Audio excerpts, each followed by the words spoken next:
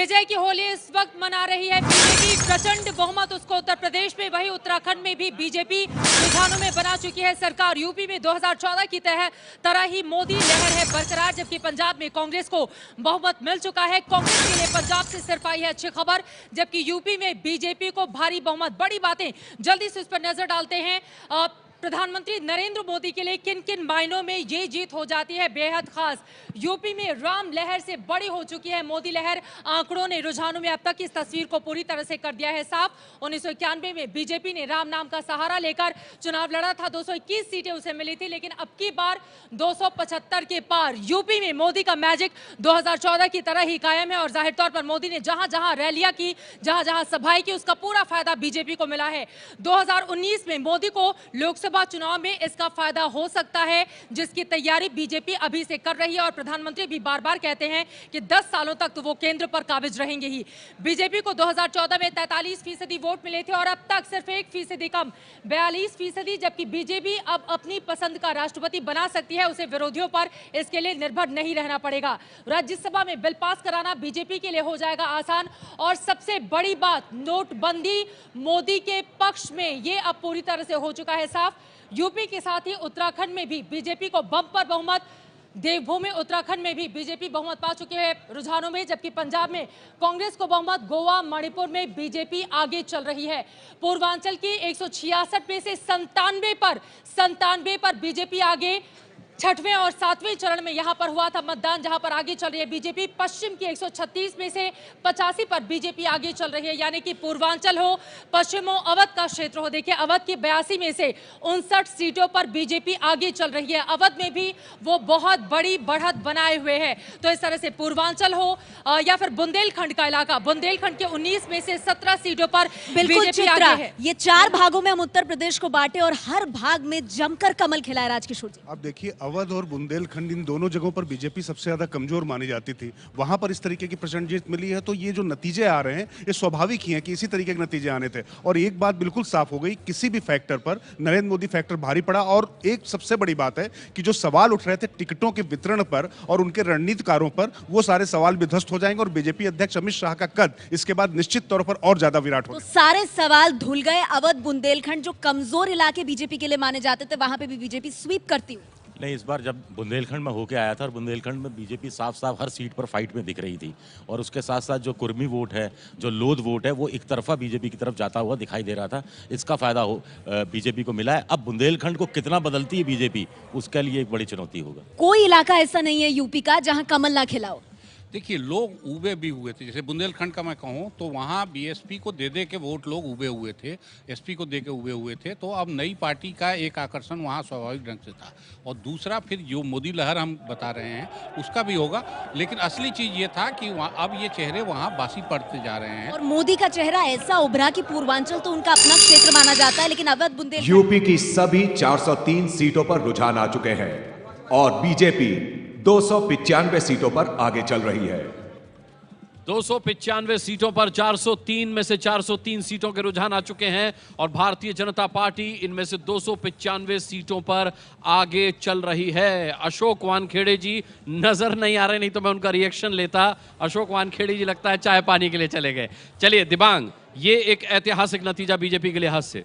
जी हाँ, बिल्कुल। और आप देखिए, मैं आपको बोल रहा था कि 300 के आसपास जाएगा, तो ये आंकड़ा 300 के पार बिल्कुल चला जाएगा, जिस तरह का भी ये आंकड़ा बना। चले तो अशोक वानखेड़े जी भी गए।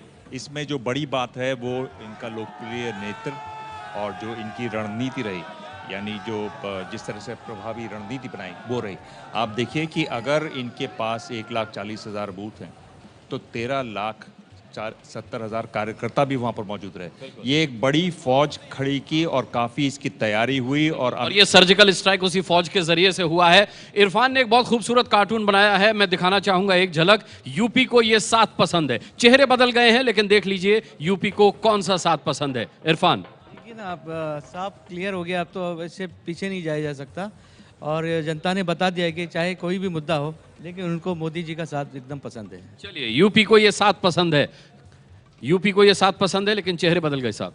बिल्कुल। और उन जिन्होंने इस मुद्दे पर प्रचार किया था कि यूपी को ये 7 पसंद है, उसमें एक इंटरेस्टिंग ट्रेंड आ रहा है कि 74 में से 17 सीटों पर कांग्रेस आगे है। तो इसका मतलब इस जो कह रहे थे समाजवादी पार्टी के कुछ नेता कि कांग्रेस का नुकसान तो समाजवादी पार्टी को हुआ है, लेकिन कांग्रेस लगभग 105 सीटें लड़कर भी कांग्रेस अपने लिए कुछ ना कुछ यूपी में बचा के रख रही है। तो ये सीधा सीधा दिखाता है राहुल के साथ जो जाएगा उसका नुकसान हो रहा है। नुकसान होगा। अमेठी रायबरेली में भी लुटिया डूब गई है। अनुराग जी, हम लोग मणिपुर को छोड़ रहे हैं। मणिपुर में बीजेपी अभी यूपी पर रही है सर, ये तो बहुत ऐतिहासिक है। ऐतिहासिक है ही, लेकिन मणिपुर भी ऐतिहासिक है क्योंकि नॉर्थ ईस्ट का जो पूरा पॉलिटिक्स है इसके बाद बदल जाएगा। बीजेपी वहां मणिपुर में अच्छा कर रही है और अकालियों को जितना हम लोग अंडर एस्टिमेट किए थे अपने आकलन में, और करीब सारे सर्वे ने हाँ, लेकिन वहां तो कांग्रेस ले गई, पंजाब में तो कांग्रेस ले गई। जी देखिए, मैं कांग्रेस को मुबारकबाद देना चाहूंगा कि अपनी साख बचाई है उसने पंजाब में, और दूसरी बात इसलिए वो आगे बढ़ गई। आम आदमी पार्टी को भी मुबारकबाद दे दीजिए, 100 में से 26 सीटें तो आई हैं। मैं बताऊं, आम आदमी पे टिप्पणी करना चाहूंगा, उसका गुब्बारा बदला होगा इस भारी जीत के बाद। हाँ, निश्चित तौर से भारतीय जनता पार्टी ने बहुत बड़ी विजय प्राप्त की है। जनता ने विजय दिलाई है। माननीय मोदी जी की लहर उत्तर प्रदेश में बरकरार है। जो विजय हमें 2014 में मिली थी, 2017 में स्पष्ट तौर से मिली है, और 2019 भी हम जीतेंगे। मैं अपने माननीय प्रधानमंत्री जी को, माननीय राष्ट्रीय अध्यक्ष जी को, राष्ट्रीय नेतृत्व को हृदय से बधाई देता हूं, और उत्तर प्रदेश की जनता के चरणों में अपना मस्तक रख करके उन्होंने हमें आशीर्वाद दिया है, उनको नमन करता हूं। ये जीत किसकी है? चूंकि राम लहर से भी बड़ी जीत हो गई इस बार। निश्चित तौर से यह जीत माननीय नरेंद्र मोदी जी की जीत है। यह जीत उत्तर प्रदेश की जनता की जीत है, उत्तर प्रदेश के भाजपा के कार्यकर्ता की जीत है। क्या मुख्यमंत्री से मेरी बात हो पा रही है? ये विषय अब शाम को तय करेंगे और फिर बात करेंगे। ठीक है केशव जी, अभी इस बारे में कुछ बोलना नहीं चाहते हैं और अभी जा रहे हैं वो प्रदेश कार्यालय पार्टी के, जहां कार्यकर्ता उनका इंतजार कर रहे हैं बेसब्री से। इस भारी जीत के बाद, शानदार जीत के बाद केशव प्रसाद मौर्य एयरपोर्ट पर उनका स्वागत किया गया। अभी मुख्यमंत्री को लेकर वो मौन है। कैमरामैन प्रेम के साथ पंकज झा, एबीपी न्यूज, लखनऊ।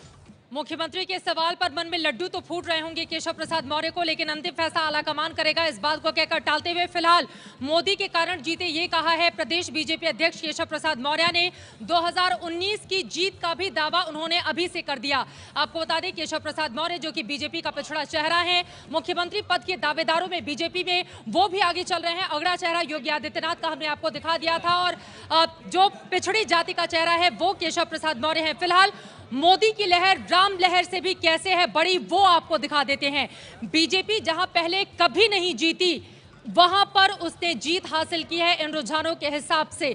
67 सीटों पर जहां पर बीजेपी कभी नहीं जीती, वहां पर 33 सीटों पर अब तक आपको बता दें जीतती हुई दिखाई दे रही है इन रुझानों के हिसाब से। ये देखिए, 67 में से 33 सीटों पर 67 सीटें ऐसी जहां पर कभी नहीं जीती। 23 पर अपनी बड़ी बढ़त समाजवादी पार्टी बनाकर रखी हुई है, बीएसपी कहीं नजर नहीं आ रही है 5 सीटों के साथ। 67 सीटें ऐसी हैं जहां पर कभी भी, यानी कि आज तक के यूपी के इतिहास में बीजेपी कभी जीत हासिल नहीं कर पाई। उन सीटों पर भी मोदी मैजिक के सहारे बीजेपी जीत हासिल करती हुई दिखाई दे रही है, और 30 के पार जाता हुआ यह आंकड़ा जो अपने आप में काफी ज्यादा दिलचस्प, इस बार 33 सीटों पर बीजेपी जीतती हुई रुझानों के हिसाब से नजर आ रही है, और यह बिल्कुल साफ है मोदी मैजिक का असर इस वक्त पूरे उत्तर प्रदेश में देखने को मिल रहा है। और आपको यह भी बताते चले कि 2 राज्यों को जीतने के बाद कुल 10 राज्य ऐसे हो जाएंगे, 10 के साथ 2 और, यानी कि 12 राज्य पूरे भारत में जहां पर बीजेपी अपने बलबूते सरकार में होगी। नेहा जी, और हम चित्रा जैसे दिखा रहे हैं, हमारे पीछे जो वॉल है इसमें जो केसरिया रंग है, इसमें बता दें आपको ऐसी 33 सीटें हैं जो आज़ादी के बाद से बीजेपी ने कभी भी नहीं जीती थी, लेकिन इस बार मोदी लहर ऐसी रही कि उन सीटों पर भी अपनी जीत दर्ज की है। मुजफ्फरनगर, एक सीट मुजफ्फरनगर की है, दूसरी सीट मेरठ की है। मेरठ की लक्ष्मीकांत वाजपेयी मेरठ की सीट से ये दूसरी सीट है। कुल आपको बता दें हम 33 सीटें ऐसी हैं 67 में से जिस पर मोदी लहर में परचम लहराया है, केसरिया झंडा फहराया है। मुरादाबाद एक और ऐसी सीट है। मुजफ्फरनगर, मुरादाबाद, मेरठ, ये 3 सीटें हम आपको दिखा रहे हैं, और आप इस पूरे टेबल में देख सकते हैं रामपुर के भी जो जिले आप देख रहे हैं, ये देखिए स्वार हो गया, ये यहाँ पे अब्दुल्ला आजम को खड़ा किया था, लेकिन स्वार पर 2 जो मुस्लिम कैंडिडेट हैं वो ना जीतकर बीजेपी स्वार सीट पर आगे है, और रामपुर पर किस तरह से आजम खान का दबदबा है वो किसी से छिपा नहीं है। तो ये पूरा भगवा होता हुआ ये जो मैप आप देख रहे हैं, और स्वार पूरी तरह से भगवा रंग में रंगा हुआ रामपुर का स्वार, जिसपे अब्दुल्ला आजम, आजम खान के बेटे, उनको रखा गया था। मेरठ की अगर बात करें तो मेरठ में भी बीजेपी जीती है, आप उधर देख सकते हैं मेरठ में बीजेपी जीती है और मेरठ से लक्ष्मीकांत वाजपेयी जो है वो इस सीट पर आगे चल रहे हैं। इसके बाद हस्तिनापुर की अगर बात करें, हस्तिनापुर, मेरठ के हस्तिनापुर में आज तक, वो देखिए आप केसरिया रंग देख सकते हैं, सरधना के ठीक नीचे हस्तिनापुर, यहां पर आजादी के बाद से अब तक बीजेपी कभी नहीं जीती थी। रामलला का जब लहर की बात थी तब नहीं जीती, लेकिन आज यहां पर इधर जीत दर्ज की है। बागपत की छपरौली सीट की अगर बात करें तो छपरौली भी वो सीट है जहां पर बीजेपी ने जबरदस्त जीत दर्ज की है और यही वजह है कि ये जबरदस्त छपरौली सीट आप देख सकते हैं और साथ में आप देख सकते हैं लोगों का जबरदस्त उत्साह। तो मैं आपसे जानना चाहूंगी, बीजेपी ऐसी सीटों को जीत रही है, मुरादनगर, गाजियाबाद में, बताइए ऐसी सीटें जो आजादी के बाद से अब तक नहीं जीती लेकिन मोदी ने जितवा दी। बिल्कुल मोदी ने, ये तो मोदी लहर है, बहुत ही स्पष्ट है। आप अभी शुरू में बात कर रही थी कि ये शहरी क्षेत्रों में जीत रही है, अब तो शहरी और रूरल दोनों मिला के जीता जा रहा है। ये तो सब काफी, आपने जो जितनी सीटें बताई इनमें से तो ये शहरी तक नहीं है, ये तो उन सीटों तक मामला सर चला गया जहां आजादी के बाद नहीं जीती थी लेकिन मोदी लहर में जीत गए। निश्चित रूप से आप देखिए 40% वोट उन्हें मिल रहा है, 15% पिछली बार वोट था, 25% की ग्रोथ है। अकेले वो दूसरी पार्टियों से अकेले ये चेंज है। और वाराणसी में जबरदस्त जश्न हो रहा है, उमेश कुमावत की रिपोर्ट देखिए। वाराणसी में जश्न का माहौल है, यहाँ पर सबकी नजर से क्या होता है और बहुमत जैसे मिल गया। देखिए किस तरह का यहाँ पे जश्न का माहौल दिखाई देगा आपको। प्रधानमंत्री नरेंद्र मोदी यहाँ पर 3 दिन तक रुके हुए थे, आपने सबने रोड शो भी देखा होगा और यहाँ पे माहौल देखिए, जश्न का माहौल पूरी तरह से जश्न में डूब गया है वाराणसी। हम कह रहे हैं कि जिस तरह से भाजपा निकली है इतनी बड़ी उभरी है पार्टी से, उस तरह योगी को मुख्यमंत्री बनाया जाए। आज हम ये कहना चाहते हैं कि उत्तर प्रदेश के प्रदेश लेवल के जो नेता थे सपा और गठबंधन में कांग्रेस, वो ये कहा करते थे कि यूपी को ये साथ पसंद है, लेकिन उत्तर प्रदेश की जनता बड़ी समझदार हमारी, उन्होंने कहा भाइयों यूपी को ये साथ नहीं, सिर्फ विकास पसंद है। आज अखिलेश और राहुल को बुआ के अलावा नानी नहीं परनानी भी दिख गई होंगे। आज 11 है, आज पूरा उत्तर प्रदेश जीता है अपना भाजपा के साथ। हो के रहेगा यूपी में मोदी जी के वजह से, और आने वाले टाइम में भी विकास की कमी नहीं रहेगी। यूपी को ये साथ पसंद है, यूपी को ये साथ पसंद नहीं है, बस बीजेपी, चौतरफा बीजेपी। वाराणसी की पूरी धरती केसरिया में हो चुकी है। भारतीय जनता पार्टी जिस तरह से करीब 8 सीट जीत रहे हैं और इतना ही नहीं, पूरे उत्तर प्रदेश में 300 सीट जीत रहे हैं।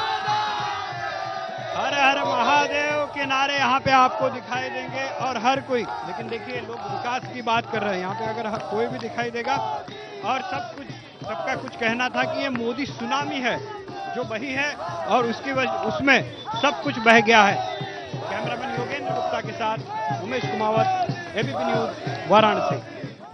और इस वक्त की बड़ी खबर आपको दे दें, वाराणसी की 8 में से 7 सीटों पर बीजेपी आगे चली है, जबकि एक जो सबसे महत्वपूर्ण सीट जिसको पिछले 7 बार से बीजेपी लगातार जीत रही थी, वो सीट दादा की सीट हारती हुई दिखाई दे रही है। यानी कि दादा को मनाना भी प्रधानमंत्री मोदी के काम नहीं आया। वाराणसी की 7 सीटों पर बीजेपी आगे, प्रधानमंत्री नरेंद्र मोदी के रोड शो और 3 दिनों तक जो वहां पर रुके हुए थे उसका सीधा असर।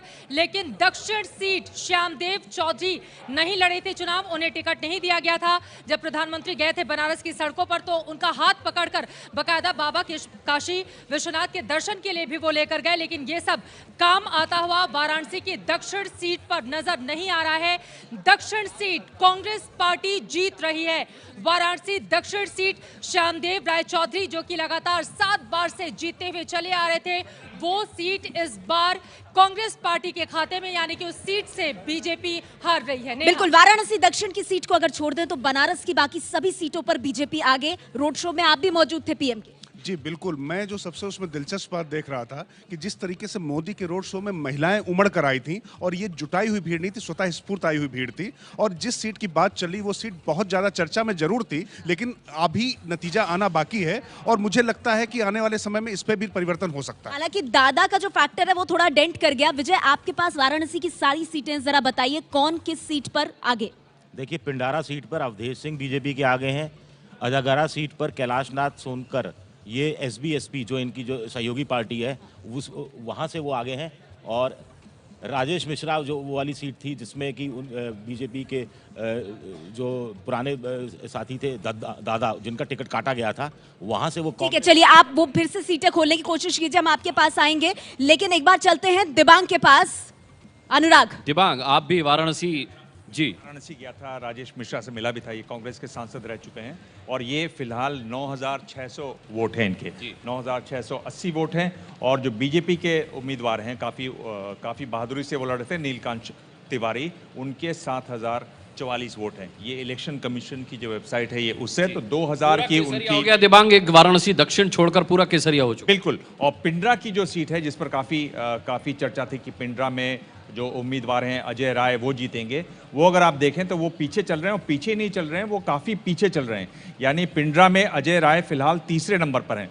जो बहुजन समाजवादी पार्टी है उनके उम्मीदवार से ये पीछे चल रहे हैं, कांग्रेस के उम्मीदवार, इनसे बड़ी उम्मीदें थी कांग्रेस को, और अवधेश सिंह फिलहाल वहाँ पर नंबर 1 पर हैं। जी, हमारी वॉल देखिए, वाराणसी की वॉल, इसमें साफ तौर पर पूरा भगवा हो चुका है वाराणसी दक्षिण छोड़कर। वाराणसी दक्षिण एक सीट जो है वो नाक का सवाल बन गई बीजेपी के लिए। दिबांग बिल्कुल, और वाराणसी दक्षिण इसलिए भी बहुत महत्वपूर्ण है क्योंकि बड़ी कोशिश की गई थी वहाँ मनाने के लिए, जो उम्मीदवार जिनको टिकट नहीं दिया गया था दादा को, और तमाम कोशिशों के बावजूद फिलहाल वहाँ पर बीजेपी दूसरे नंबर पर चल रही है और जो वोटिंग हुई है उसमें करीब 2,500 वोटों से दक्षिण में वो फिलहाल पीछे चल रही है। बाकी अगर आप उत्तर वाराणसी की बात करें तो बहुत अच्छी लीड है वहाँ पर बीजेपी के रविंद्र जायसवाल के पास करीब 8,000 की लीड है। और अगर आप बात करें वाराणसी कैंट की तो वाराणसी कैंट सीट में भी अगर आप देखें तो बहुत अच्छी वहाँ पर लीड है।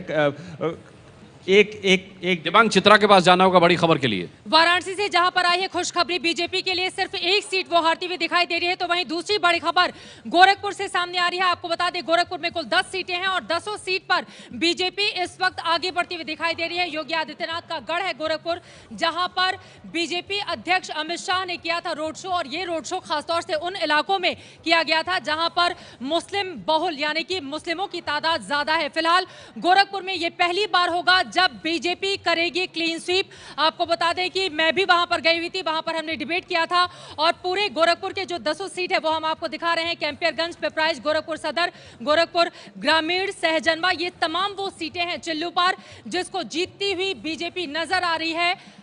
आपको बता दें कि वहां पर गोरखपुर में जब हम पहुंचे थे वहां पर कुछ ऐसे लोग थे जिन्होंने डिबेट करने हमें नहीं दिया था, लेकिन गोरखपुर की सीटें 10 की 10 सीटें इस वक्त बीजेपी बिल्कुल के चित्रा, 10 की 10 सीटें सीटें गोरखपुर के खाते में जा रही हैं बीजेपी की, आपको बता दें, और वो केसरिया रंग आप वहां पर देख सकते हैं। बड़ी बात यह है कि वहां पर अमित शाह ने रोड शो किया था और उसके बाद लारी साहब वहां पर हम देख रहे हैं सारी की सारी सीटें केसरिया।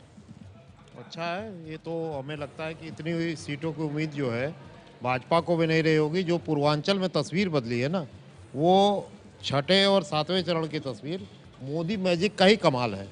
मोदी मैजिक का कमाल है। कुमार हर्ष जी, गोरखपुर पूरी तरह केसरिया। ये पिछले चुनाव में वहाँ पर केवल 9 में से 3 सीटें बीजेपी को मिली थी और इस बार 9 की 9 सीटें हैं। निश्चित रूप से ये भाजपा, मोदी या योगी, इन सभी का सम्मिलित योगदान है। मनोज सिंह हमारे साथ हैं, पूर्वी यूपी एक्सपर्ट। गोरखपुर में मोदी मैजिक जमकर चला। बिल्कुल चला है क्योंकि केवल 3 सीटें मिली थी। अमित शाह ने भी रोड शो किया। जी जी, और पिछले 2 चुनाव से बीजेपी को सफलता नहीं मिल पा रही थी, लेकिन पूरी की पूरी 9 सीटें मिली हैं और आसपास के अगल बगल के जिलों में भी बड़ी सफलता बीजेपी। मोदी मैजिक जम के चला गोरखपुर में। गोरखपुर की बात तो ये बात बताइए, हम तो बुंदेलखंड का बता रहे हैं कि बुंदेलखंड पे हम सर आगे आएंगे, लेकिन गोरखपुर में जितनी सीटें थी सबकी सब खाते में गई है। राजकिशोर जी मेरे साथ मौजूद हैं, लेकिन उससे पहले जरा लखनऊ की अपडेट लेते हैं चित्रा से।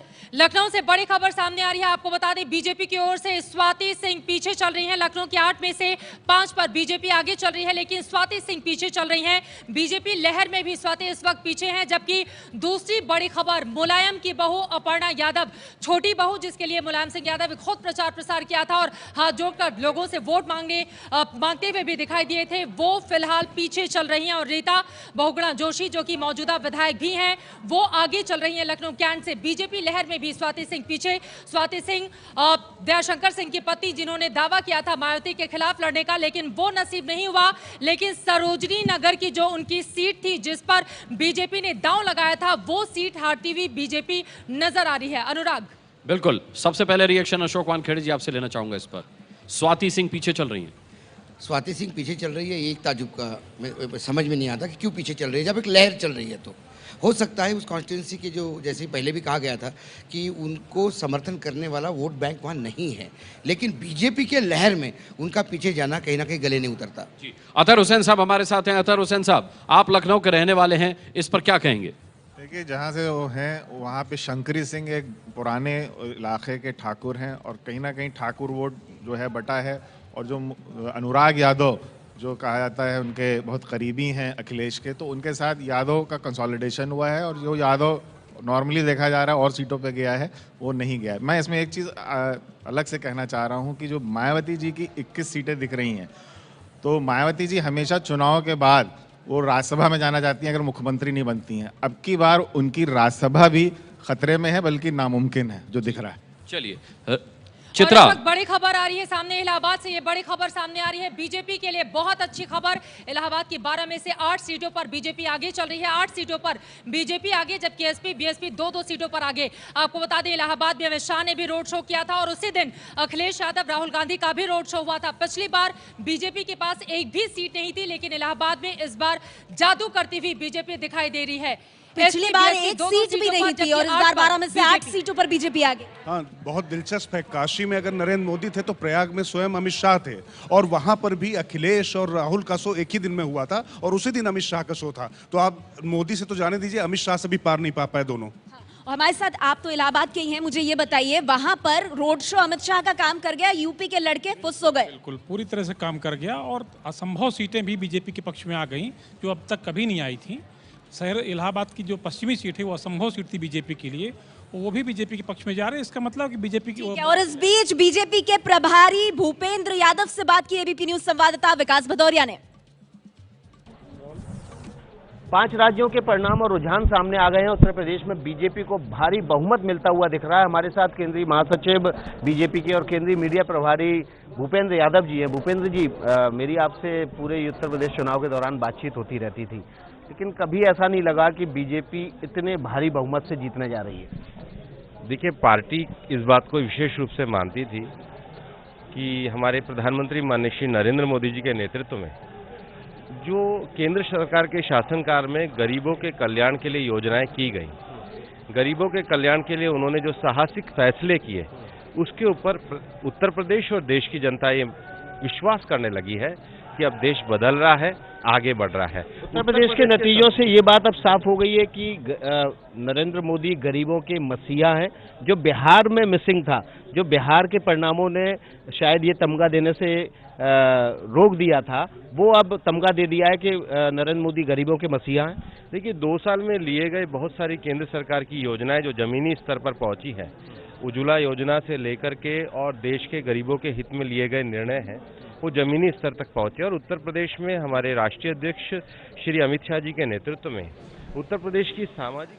यूपी बीजेपी के प्रभारी भूपेंद्र यादव जीत का श्रेय प्रधानमंत्री मोदी को देते हुए 297 सीटों पर आगे होने के साथ बीजेपी ऐतिहासिक जीत यूपी में दर्ज करती हुई सबसे बड़ी कवरेज एबीपी न्यूज पर लगातार जारी है।